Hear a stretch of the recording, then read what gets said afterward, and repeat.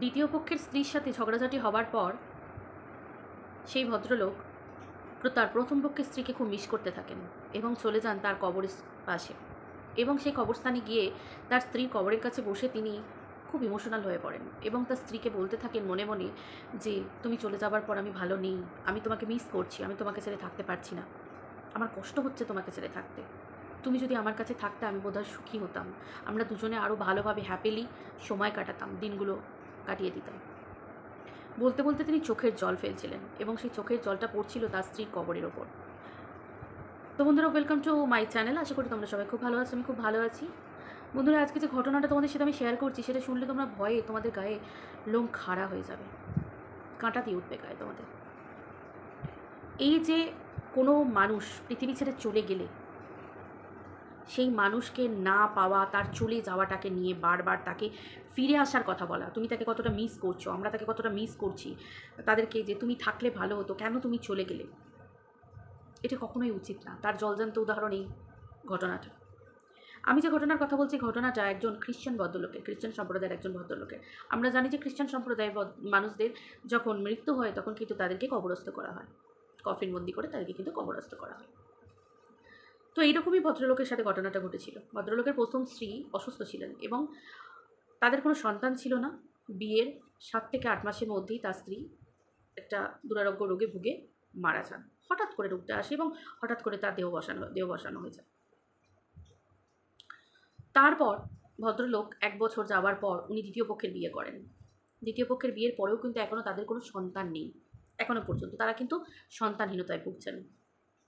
দ্বিতীয় পক্ষের স্ত্রীর সাথে ভালোভাবে হ্যাপিলি তারা সময় কাটাচ্ছিলেন, কিন্তু বেশ কিছুদিন হয়েছে দ্বিতীয় পক্ষের স্ত্রীর সাথে কিছু একটা ব্যাপার নিয়ে একটু ঝগড়া ঝামেলা, অশান্তি চলছে। এই ঝগড়া ঝামেলা তাদের মধ্যে খুব একটা তাড়াতাড়ি মিটতে চাইছে না। তার জন্য একদিন হঠাৎ করে একটা ফুলের তোড়া কিনে নিয়ে সেই ভদ্রলোক তার ছুটির দিনে, হ্যাঁ বলে রাখি, ভদ্রলোক অফিসে চাকরি করেন, একটা নামি দামি প্রাইভেট কোম্পানিতে চাকরি করেন। তো এই ভদ্রলোক ওই ফুলের তোড়াটা কিনে নিয়ে গিয়ে যেখানে তার প্রথম স্ত্রীকে কবর দেওয়া হয়েছিল সেখানে গিয়ে বসে একান্তে একটু সময় কাটাতে থাকেন এবং তিনি এইরকমভাবে নিজের মনে মানে ইমোশনাল হয়ে পড়েন এবং নিজের মনের যে কষ্টটা, যে প্রথম স্ত্রী তিনি এখনও ভুলতে পারেননি। অবশ্যই প্রথম বিবাহ, প্রথম স্ত্রী চলে গেলে বা স্বামী, এই জিনিসগুলো ভোলার নয় কখনো। যে কোনো মানুষের চলে যাওয়াটা কখনোই কারোর কাছে ভোলার নয়, কিন্তু তবুও তিনি সেই কথাগুলো সেই কবরস্থানের কাছে গিয়ে বলতে থাকেন এবং বলেন যে তিনি পারছেন না তাকে ছেড়ে থাকতে, তিনি তাকে চরমভাবে মিস করছেন, তিনি তাকে চাইছেন যে কাজ তিনি ফিরে আসতেন, তারা সুন্দরভাবে জীবন কাটাতে পারতেন। তিনি সুখী নন, তিনি ভালো থাকতে পারছেন না তাকে ছেড়ে। এবং এই কথাগুলো বলতে বলতে চোখের জল ফেলতে থাকেন, আর সেই চোখের জলটা যায় কবরের ওপরে, যে সমাধিটা দেওয়া আছে সেই সমাধির ওপরে। তখন এরকম বলতে বলতে ভদ্রলোক সময় দেখেন, অনেকটা সময় পেরিয়ে যায়, ভদ্রলোক বাড়ি চলে আসেন। বাড়ি চলে এসে তিনি তার দ্বিতীয় স্ত্রীকে কিছু বলেননি, যে তিনি কোথায় গেছিলেন, কী করছিলেন, কিছু বলেননি। যাই হোক, আস্তে আস্তে ভদ্রলোক নিজের এফোর্ট দেন, ভদ্রলোকের স্ত্রীও নিজের এফোর্ট দেন, দিয়ে সম্পর্কটা একটু সামান্য ঠিকঠাকের জায়গায় আসতে থাকে। ঘটনাটা শুরু হয় 3 দিন পর থেকে। ওই যে ভদ্রলোক গেছিলেন কবরস্থানে, তারপর তেরাত্রি পোহানোর পর 3 দিনের পর থেকে ঘটনাটা শুরু হয়। ভদ্রলোকের স্ত্রী হঠাৎ করে বলতে থাকেন যে তিনি অসুস্থ হয়ে পড়ছেন, চোখ মুখ শুকিয়ে যাচ্ছে, ভিতর থেকে টেনে ধরছে, কিছু খেতে ইচ্ছা করছে না, জ্বর ছাড়ছে না, ডাক্তার দেখাচ্ছেন কিন্তু জ্বর ছাড়ছে না।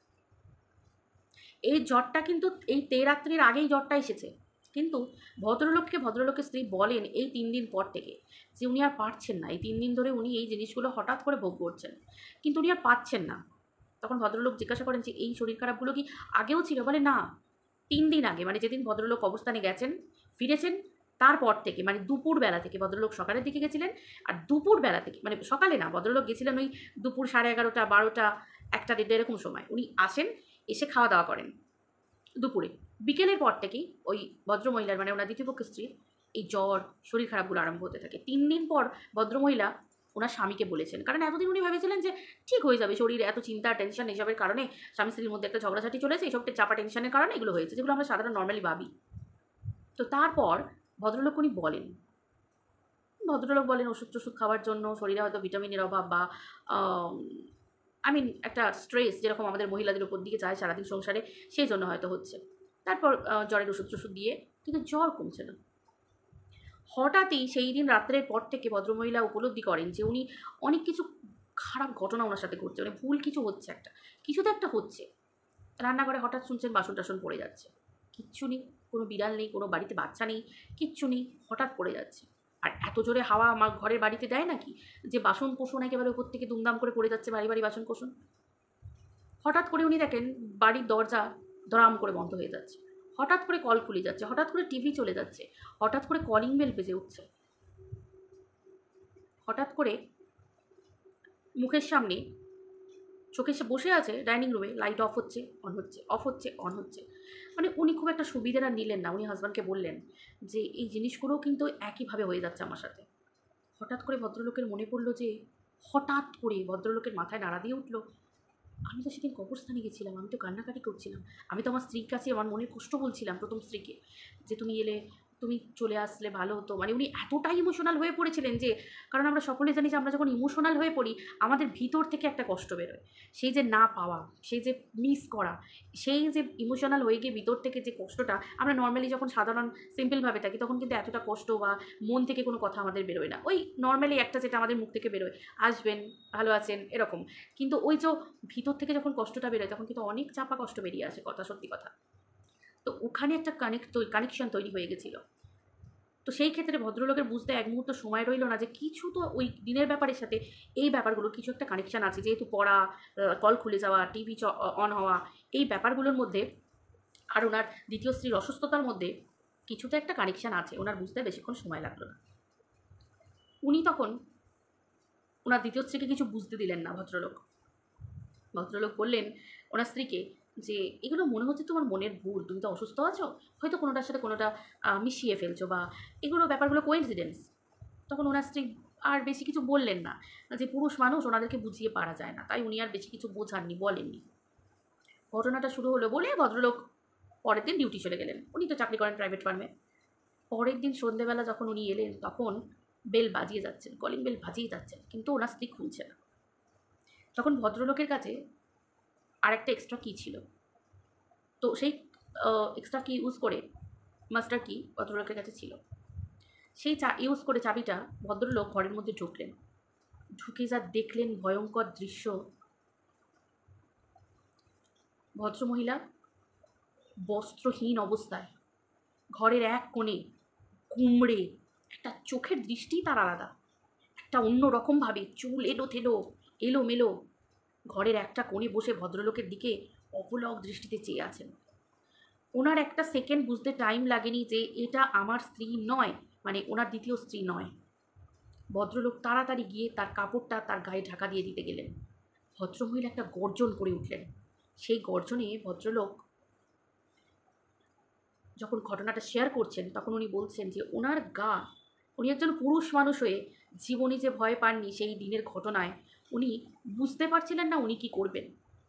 একটা সেকেন্ডের জন্য ওনার নিজের স্ত্রীকে ছুঁতে পর্যন্ত ওনার গায়ে কাঁটা দিচ্ছিল। হুঙ্কার দিয়ে ভদ্রলোককে টেনে ধাক্কা দিয়ে দিলেন।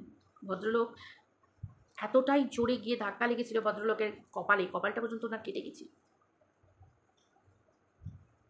এবং কপাল কেটে যাওয়ার পর সেই রক্তটা দেখে সেই ওনার দ্বিতীয় স্ত্রী ওনার কপাল থেকে এভাবে রক্তটা নিয়ে জিভে দিয়ে উনি খেয়েছিলেন।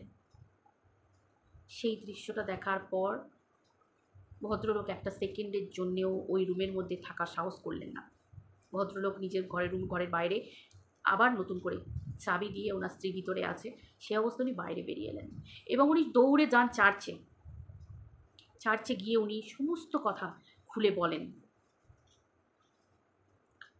তারপর ফাদার সব কিছু শোনার পর ফাদার আসেন এবং ওনার যা নিয়ম রীতি যা কিছু সঙ্গে করে নিয়ে আসার যা দরকারি জিনিসপত্র উনি নিয়ে আসেন, এবং সারা সন্ধ্যে থেকে প্রায় সন্ধ্যে 7টা সাড়ে 7টা থেকে রাত্রির 11:30 12টা পর্যন্ত ক্রিয়াকর্ম চলে।